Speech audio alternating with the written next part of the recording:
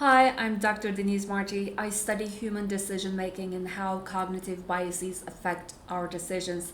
In this video, we're going to examine some of the most common cognitive biases that shape our decisions, especially in the context of women in workplace and women in STEM, and ultimately influence how decisions are made.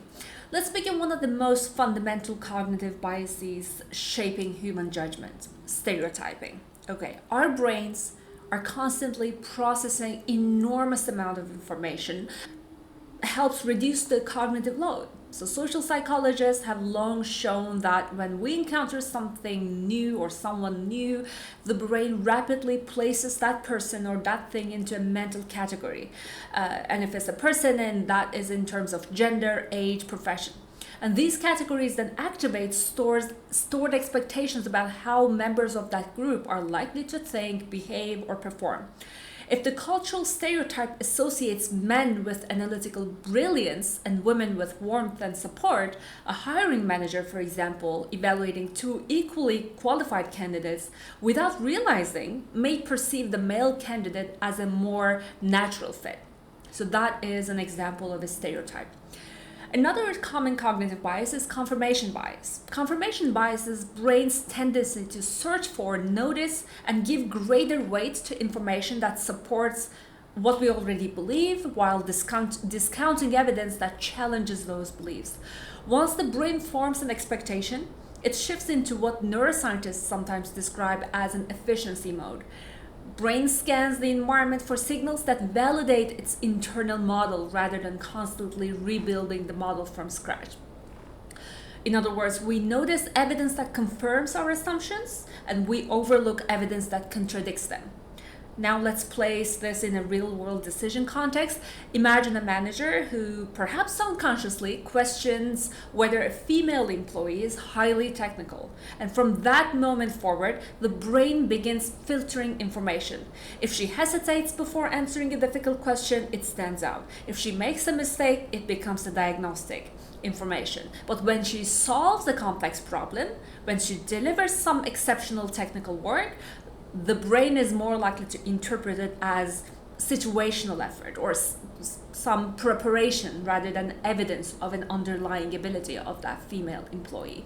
Meanwhile, identical behaviors in someone who fits the expected prototype are more easily attributed to talent.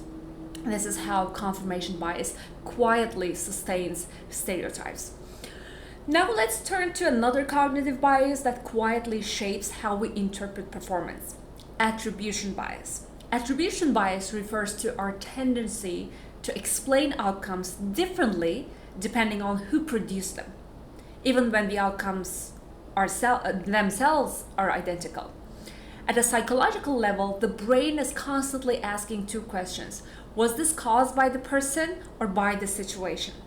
But here's the critical insight for this kind of a bias: the answer is not always objective. It is often filtered in our brains through expectations. For example, success, right? When a man succeeds, observers are more likely to attribute that success to internal traits, intelligence, talent, leadership. He's naturally gifted, they say. He has strong strategic instincts. But when a woman achieves the same outcome, the explanation often shifts towards external factors. She got support. She worked really hard. She got lucky. Now let's look at the failure. When a man struggles, the brain often reaches for situational explanations. He had a bad day. The project was unusually difficult for him. The timing wasn't quite right. But when a woman fails under similar circumstances, the interpretation is more likely to become dispositional. Maybe she lacks the ability. She might not be ready for this level. Same behavior, same situation, but a different story happens. If this happens, then we can talk about an attribution bias. And of course, the stories matter because they accumulate. And over time, these attribution patterns influence who is seen as a high potential or who's offered opportunities or who is quietly passed over. And more importantly, most people making these judgments genuinely believe that they're being fair. because attribution bias operates largely outside of conscious awareness. That's a mental shortcut. And the brain prefers explanations that align with its existing mental models, like we saw in the confirmation bias. And when someone fits the traditional prototype of a leader or a stereotypical leader, competence feels inherent. But when someone doesn't, competence can appear like conditional, something that must be repeatedly proven.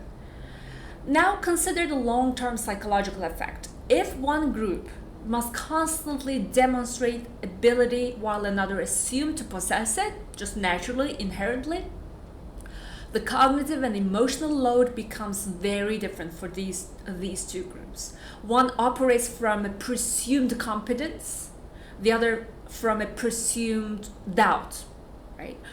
So let's briefly discuss what psychologists call the double-bind bias, often described as a warmth-competence trade-off.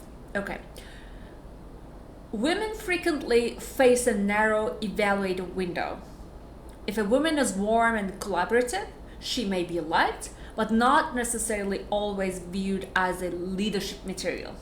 But if she is direct, assertive, and highly competent, she may be respected, but perceived as difficult or unlikable.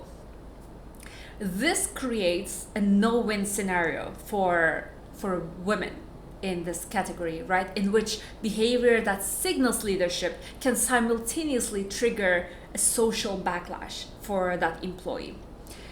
Let's talk about another important cognitive bias in the context of women in STEM in workplace. It's a status quo bias, or in French, statu quo. The brain's natural preference for what feels familiar.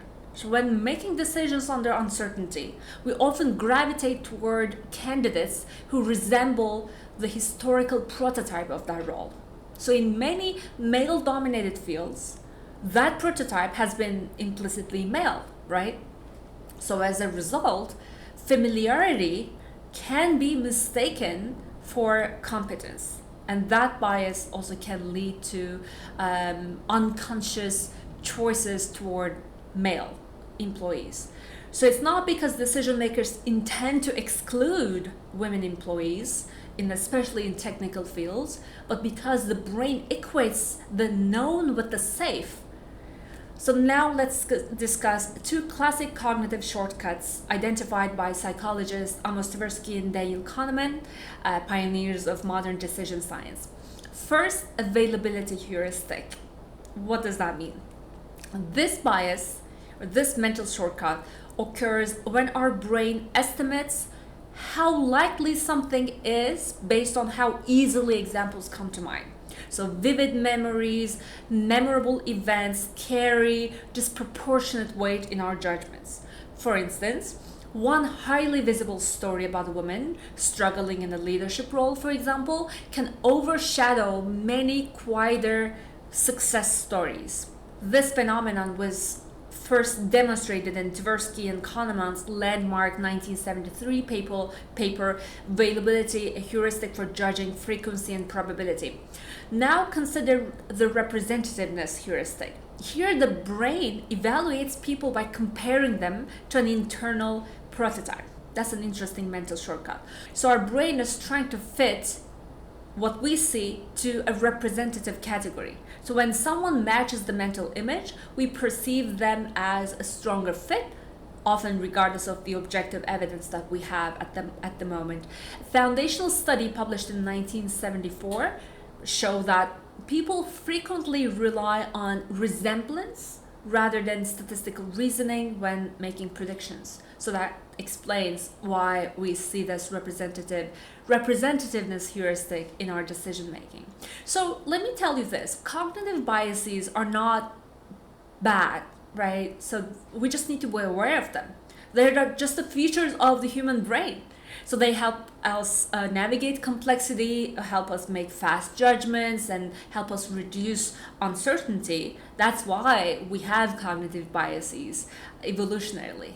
But when left unexamined, when these biases are not examined, these same mental shortcuts can quietly shape how talent is perceived, how opportunities are distributed unfairly, and how leadership potential is actually recognized or is gone unrecognized. So most of these processes unfold outside conscious awareness. That's why it's very important to be aware of those, because this is precisely why understanding cognitive biases matter in the context of decision making.